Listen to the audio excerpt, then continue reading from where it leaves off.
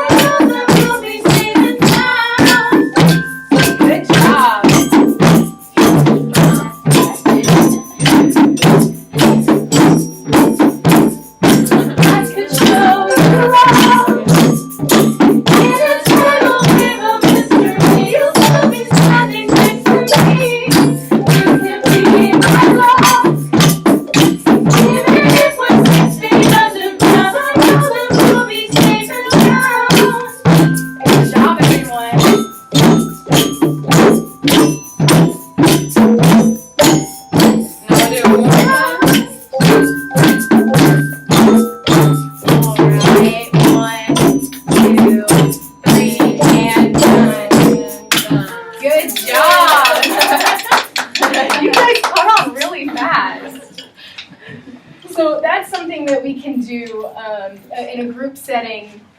I find it to be a lot of fun because it's really engaging, it's active, and we all get to work together as a team. Yeah, and especially if there's... And it sounds good. Yeah. Man, you guys are good at this. And especially for if a client doesn't feel comfortable interacting with other students, that can give them an opportunity to interact and not feel so threatened. And also, one of the things we do with these types of interventions, we could, for example, if we had groups, so like the groups of the xylophones, I could have one person teach the group how to play the pattern, and that could be like for leadership skills or a variety of things. And there's also, sometimes we have a client that's a typical functioning client, or a typical functioning student who's paired with a client with a disability, and they can work as partners. So it helps the client as well as leadership skills for the individual. My wife unstopped, but you're sorry. Just started again, and technical difficulties. Yeah, that's all right. Those are not feeling. All right, got all these out of the way, I think. Oh well, just watch mine, and if it stops. Ooh, okay. Yeah, was that fun at all? Okay, yeah, I heard y'all singing. That was good. Oh, I'm so glad you guys knew the song and everything. So, we already kind of talked about. Oh yeah, let me get that. Oh, I forgot. I missed that. I'm sorry. We'll get another chance. To play. Yeah. Well, those belong to the school, so we have to take them back, or we're gonna have to give them a lot of money. Oh yeah, a lot. The instruments are expensive. So, yeah, we already talked about some of the goal areas and who can benefit from music therapy. These are just more specific areas. Just examples. And actually, I had already said that. Well, a child with developmental disabilities, for attention span, we could work on. Adults with intellectual disabilities, we could work on appropriate social interaction. And there's a ton of things. These are just examples. And then for physical disabilities, or for like physical rehab, we'll work on improving their gait. Does anybody know what that means, gait? Does anyone know what that is? Not that kind of gait. It's a word. It is a word. It is a word, but it's when you're walking. Yeah. So if you're walking, this is called your gait, and there are ways you can measure it. And a lot of times, if they've had a stroke or if they've been in an accident, Parkinson's. their ability to walk, they can't walk as well as they were able to before. So we can actually use music in a way that gets them walking better, faster, and with a more even stride and gait. And the technique for that is called rhythmic auditory stimulation. And because the body naturally entrains to rhythm, which it naturally matches rhythm, that's why it's so much more effective than just training them to walk. Or that's one of the reasons. So you're saying the faster you play, the faster you can walk? Kind of. Well, So we we can try real quick. We I'm do. going to do this. And everybody stomp along. Stomp. Stop with the glasses below. Stomp. And see how you guys are automatically stomping together to the rhythm. Yeah, but your first thought was to go with the rhythm, wasn't it? Nope. And so that's very similar to what we would do with somebody who had a problem walking. Go back. We measure their gait and The cool thing is this. and play a steady rhythm behind them, and they can naturally entrain to that rhythm.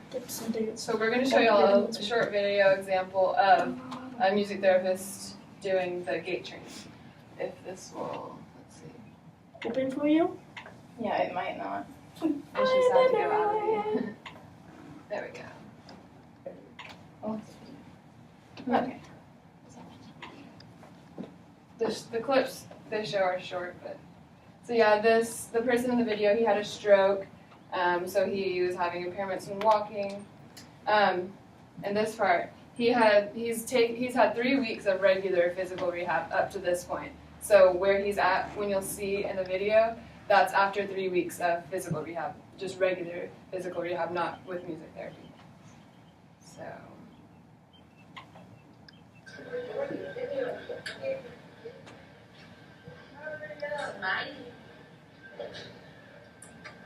See, he has a very slow gait. His strides are uneven. And he seems very unsteady. He needs to use a walker.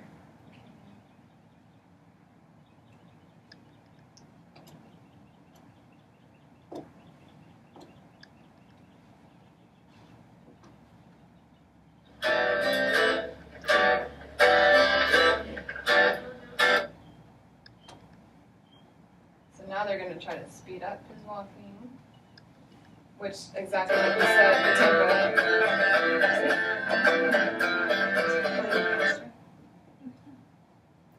So this is at the end of just one music therapy session, as opposed to 3 weeks of regular. And that's already without the music. He's already walking so much more even and faster without a cane too.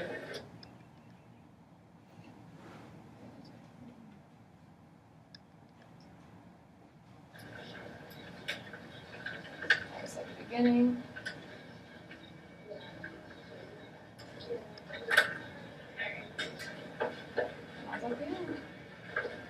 That's cool. Isn't that cool? So yeah, you were right there. They're trying to speed up the music to speed up the walking, and that would they would practice it over a period of time. I don't want to. Just hit escape.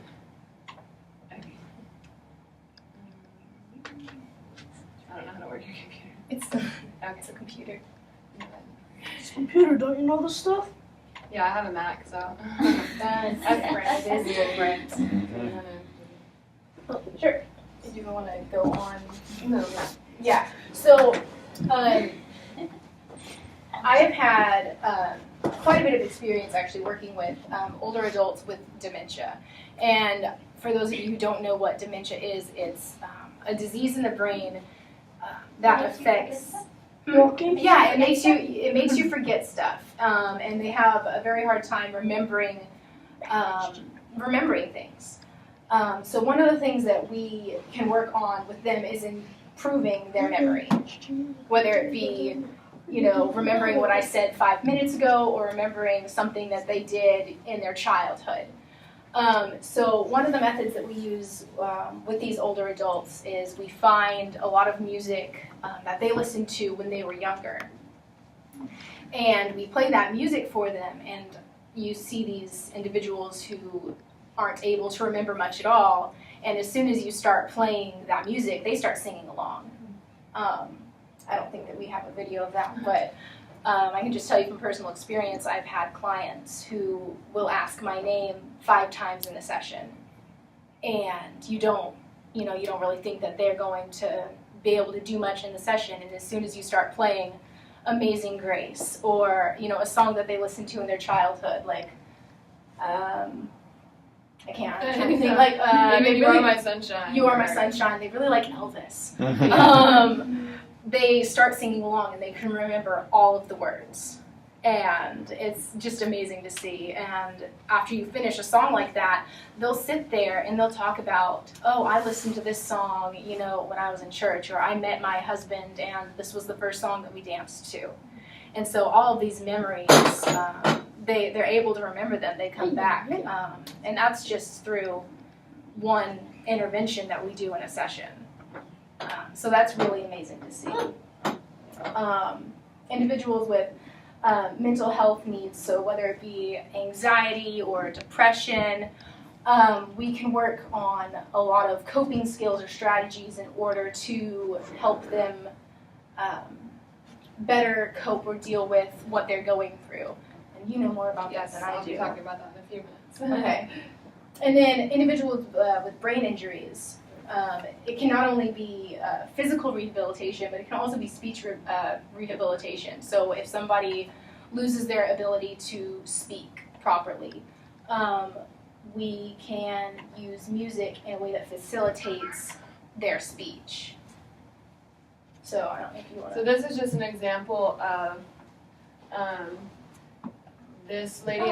The lady in the video, she got shot in her brain, and so she wasn't able to speak after that. Congresswoman. She had Broca's aphasia, which means she knows what she wants to say. She can think it, but she can't. Her muscles don't know how to say the word. Yeah. So we're just gonna watch this video. I love you. 1 month after the shooting, Gabby Giffords was in the hospital in Houston, settling in for the long haul. That sounds familiar. The side of the brain is exhausting, often agonizing work.